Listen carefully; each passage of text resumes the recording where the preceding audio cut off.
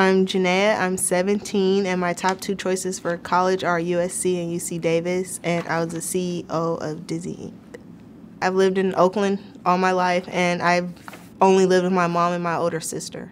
Neither one of my parents went to college, and neither did my sister. She was actually like a troubled child, so I'm the first in my family to go to college, and everyone's really proud of me. In 10th grade, during like the end of the winter, beginning of spring, my grandmother was sick. She had cancer, and I lived with her just to keep her company because my grandfather had already passed away a few years ago. So I was staying with her, and like she was really, really weak, and my mom worked at night at the time, so I stayed at home with her during the evenings, and it was my responsibility to make sure that she ate her dinner, took her medicine, and she was always really uncomfortable, so like she would wake me up in the middle of the night to come help her get situated. So it was hard balancing, like making sure she's okay, staying on top of my work, and I was also a part of Build, so having to come to Build once a week until 7. So it was really hard to keep up with that, and I was really kind of stressed out at the time, but it helped me because it made me more responsible. I was the CEO of Dizzy Inc., a low-cost, high-quality handmade greeting card company.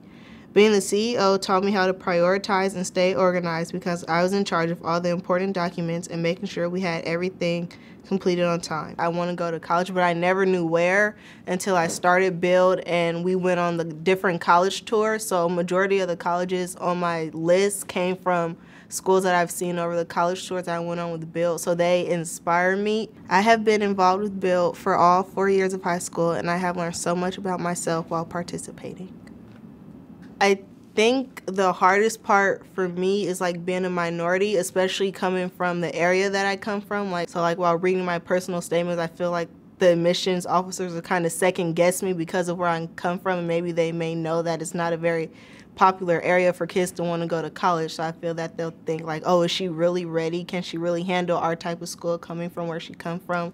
Build has been supportive throughout the college application process and making sure I have everything I need in order to succeed. So this is the book, The Joy Luck Club. I first read it in 7th grade. Our 7th grade humanities teacher, she forced me to read it. Oh, it's too big, it seems hard, I don't want to read it. And I didn't really understand too much of it. I just knew the basics, that it was a lot about mother and daughter relationships, and because I've just grown up with my mom, I was like, oh, okay, I can kind of relate to it.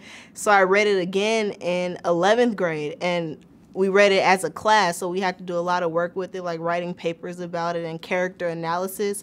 So as I got deeper into the book, I realized that I have a lot in common, like because they're minorities also, so like how their background helped shape their relationships with their mother and how important their mother-daughter relationships are.